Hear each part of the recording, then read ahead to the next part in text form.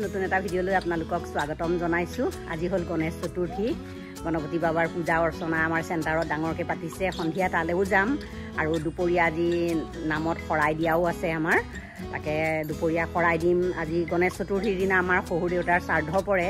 এনেই প্ৰত্যেক বছৰে অকণমান ভালকৈ পাতোঁ আৰু এইবাৰ অলপ অনুষ্টুপীয়াকৈ পাতিম, কিয় মানে আমাৰ কাষৰতে আমাৰ গোপিনীৰ মাজৰ এগৰাকী ঢুকাল পটককৈ, আৰু সেয়াও ঢুকুৱাও আজি 5 দিন। সেইকাৰণে ভাবিছোঁ সৰুকৈ পাতোঁ আৰু নামঘৰলৈও বিশেষকৈ এতিয়া যাব লাগিব, প্ৰসাদ চসাদ ধোৱা মেলা, অকণমান দেউৰীৰ লগতো অহা যোৱা কৰিব লাগিব। সেইকাৰণে অনুষ্টুপীয়াকৈ এতিয়া আজি শ্ৰাদ্ধভাগ পাতিছোঁ।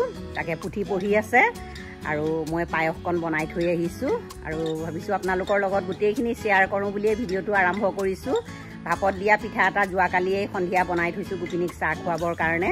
তাৰ ৰেচিপিটো ইয়াতে জইন কৰি দিম, আপোনালোকে নিশ্চয় চাব। আৰু বহুতে কমেণ্টত মোক কৈ আছিলে আৰু ভাপত দিয়া ৰেচিপি, পিঠাৰ ৰেচিপি এটা লাগে বুলি।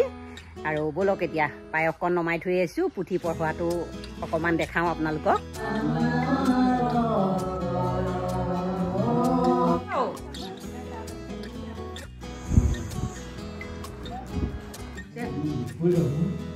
শ্ৰাদ্ধৰ কৰ্মভাগ ভালে ভালে হৈ গ'ল। বিৰাট গৰম লাগিছে, ৰ'দটো বিৰাট চোকাকৈ দিছে।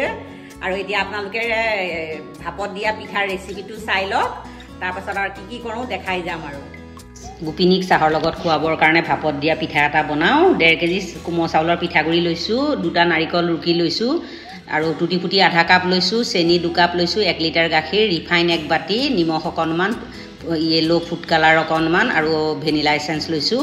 ডাঙৰ বাউল এটাত পিঠাগুড়িখিনি দিলোঁ, তাতে 1 কাপ ময়দা দিলোঁ, 1 কাপ চুজি দিছোঁ আৰু 2 কাপ চেনি দিলোঁ আৰু ৰিফাইনখিনিও দি দিলোঁ, ৰুকা নাৰিকলখিনিও দিলোঁ। এতিয়া গাখীৰখিনি কমাই দি ধুনীয়াকৈ লাম্পছ ফ্ৰী বেটাৰ এটা গুলি ল'ম। আৰু গাখীৰখিনি এবাৰতে দিব নালাগে, এবাৰতে দিলে গোটাগুটি হৈ যাব পাৰে, সেইকাৰণে কমাই দি গুলিব লাগে। এতিয়া মোৰ 1 লিটাৰ গাখীৰ গোটেইখিনিয়ে মোৰ প্ৰয়োজন হ'ল আৰু এতিয়া ধুনীয়াকৈ বেটাৰটো মোৰ গোলা হৈ গ'ল। এতিয়া আধা চামুচ নিমখ দিছোঁ, মোৰ যেতিয়া বেটাৰটো সৰহ আৰু মিঠাত মানে অকণ নিমখটো পৰিলে খাই পিঠাৰ টেষ্টটো বৰ ধুনীয়া হয়। এতিয়া 1 ঘণ্টাৰ কাৰণে এইখিনি ৰেষ্ট দি থৈ দিম। 1 ঘণ্টাৰ পাছত পিঠাগুড়িখিনিও ধুনীয়াকৈ কোমলিও গ'ল, চুজিখিনিও কোমলি গ'ল। আৰু এতিয়া 2.5 চামুচ বেকিং পাউডাৰ দিলোঁ, আধা চামুচতকৈ কম বেকিং চ'ডা দিলোঁ, 2 চামুচ গাখীৰ দি ধুনীয়াকৈ এক্টিভ কৰি লৈ বেটাৰটো এটা ডাইৰেকশ্যনতে গুলি ল'লোঁ। আৰু ইয়াৰ বেটাৰটো অকণমান ডাঠকৈ গুলিব লাগে। এতিয়া বেটাৰখিনি দুভাগ কৰি ল'লোঁ। টুটি ফুটিখিনিত অকণমান ময়দা সানি লৈ আৰু টুটি ফুটিখিনি দিলোঁ, তাতে ফুড কালাৰ আৰু ভেনিলা এচেঞ্চ দিলোঁ, এটা ডাইৰেকশ্যনতে মিলাই ল'লোঁ। আনটো বাতিত ভেনিলা এচেঞ্চ আৰু টুটি ফুটি দিলোঁ, এইখিনি ধুনীয়াকৈ মিলাই ল'লোঁ। কেক টিন এটাত মানে ধুনীয়াকৈ ৰিফাইন গ্ৰীজ কৰি ল'লোঁ, তাতে বেটাৰখিনি দি দিলোঁ, এবাৰ হালধীয়া এবাৰ বগা, এনেকৈ গোটেইখিনি বেটাৰ দি ল'লোঁ। দিয়াৰ পিছত অকণ টেপ কৰি দিলোঁ আৰু টুটি ফুটি ওপৰত দি দিলোঁ। এইটো পিঠা খাবলৈ বিৰাট টেষ্টি হয়, এবাৰ ট্ৰাই কৰি চাবচোন, ৰেচিপিটো কেনে পালে জনাব। আৰু আনটো বাতিটো তেনেকৈয়ে মই য়েল্লো আৰু হোৱাইটটো তেনেকৈ দিলোঁ, ওপৰত টুটি ফুটি দিলোঁ। চচপেন এটাত পানী বহাই দিলোঁ, তাতে কেক ৰাইচ কুকাৰৰ বাতিটো বহাই দিছোঁ, আনটো কেৰাহীত কেক টিনটো বহাই দিলোঁ। এতিয়া মিডিয়াম ফ্লেমত এইখিনি মই ভাপত দিম। প্ৰায় 20 মিনিটমানৰ কাৰণে দিছিলোঁ, কিন্তু 20 মিনিটত অকণমান কমকৈ হোৱাৰ কাৰণে আৰু অকণমান দিম। 25 মিনিটত মোৰ ভাপত দিয়া পিঠাকেইটা হৈ গ'ল আৰু এইখিনি ঠাণ্ডা কৰিলেহে কাটিব পৰা যাব। এতিয়া নেক্সট ডে এইখিনি ঠাণ্ডা হৈ গ'ল আৰু মাজৰটোৰ এবুকটা আমাৰ ল'ৰাই একদম চিকুটি লৈয়ে গ'ল। আৰু পিছফালটো চাওকচোন কিমান ধুনীয়া স্পঞ্জি হৈছে। আৰু এইটো পিঠা দেখিবলৈ যিমান ধুনীয়া নহয়, খাবলৈও কিমান টেষ্টি হয়, একদম হেল্ডিও হয়। আৰু নামঘৰত গোপিনীক খুৱাবলৈ যেতিয়া আৰু ডিম দিয়া কেক খুৱাবই নোৱাৰি, এই ভাপত দিয়া পিঠাটো খালে চবেই ভালো পাব। এতিয়া এটা জোখতে গোটেই 3টা মই ভাপত দিয়া পিঠাই কাটি ল'লোঁ। এয়া চাওকচোন কিমান ধুনীয়া স্পঞ্জি হৈছে। আৰু এতিয়া মই 2টা কণ্টেইনাৰ আৰু হটকেছ এটাত ধুনীয়াকৈ গোটেই চিজিল কৰি ল'লোঁ। এতিয়া ব'লক নামঘৰলৈ গৈ থাকোঁ। হেল্ল' এভৰিৱান, এতিয়া 3টা বাজিছে, নামঘৰলৈ আহিছোঁ। এতিয়া অকণমান যা যোগাৰ কৰোঁগৈ, তাকে ব'লক গৈ থাকোঁ। এতিয়া দেখিছেনে কিমান চোকা ৰ'দ। চাকি বন্তি জ্বলালৈ এয়া, আৰু এতিয়া শৰাই প্ৰসাদ এয়া বঢ়াইছে। শৰাই পাতিবলৈ দেউৰীয়ে প্ৰথমতে গোঁসাইক সেৱা কৰি লৈ আগলতি কলা পাতত তামোল পাণ দক্ষিণা আগবঢ়াই দিলে। তাৰপাছত আগলতি কলা পাতত শৰাই থৈ এতিয়া 4 ভাগ চাউল দিলে আৰু এতিয়া 4 ভাগ মগু দিছে, 4 ভাগ বুট দিব, তাতে আকৌ 4 ভাগ সব 4 ভাগ নাৰিকল দিছে।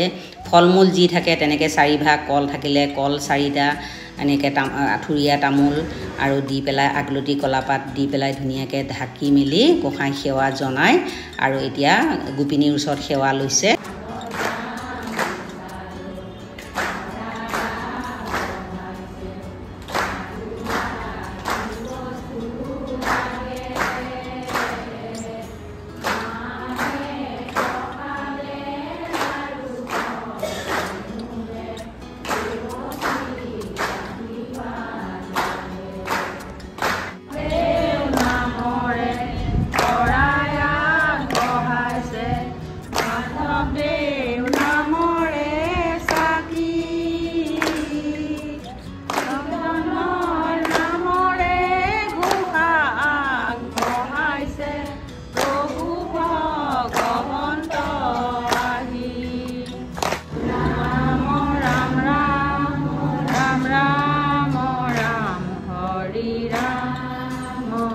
নাম সামৰিলে এতিয়া চাহৰ লগত খাবৰ কাৰণে প্লেটখিনি সজাই আছে মামুৱে আৰু সুস্মিতাই আৰু এতিয়া এইখিনি সজাই মেলি চবকে গোপিনীক দিয়া হ'ল আৰু চাহ খোৱাৰ পাছত প্ৰসাদ বিতৰণ কৰিছে। সকলোৱে এতিয়া প্ৰসাদ লৈছে, আমিও এতিয়া প্ৰসাদ লওঁ। নামঘৰৰ পৰা আহোঁতে দেৰিয়েই হ'ল, বাচন বৰ্তন ধুই পখালি থৈ আহিওঁতে সন্ধিয়াই লাগিলে। আহি আৰু গা পা ধুই ধূনা চাকি দিলোঁ আৰু অকণমান ৰেষ্ট লৈ ল'লোঁ। আৰু এতিয়া চুনুও তেজপুৰ গৈছিলে, সিও আহি পালেহি।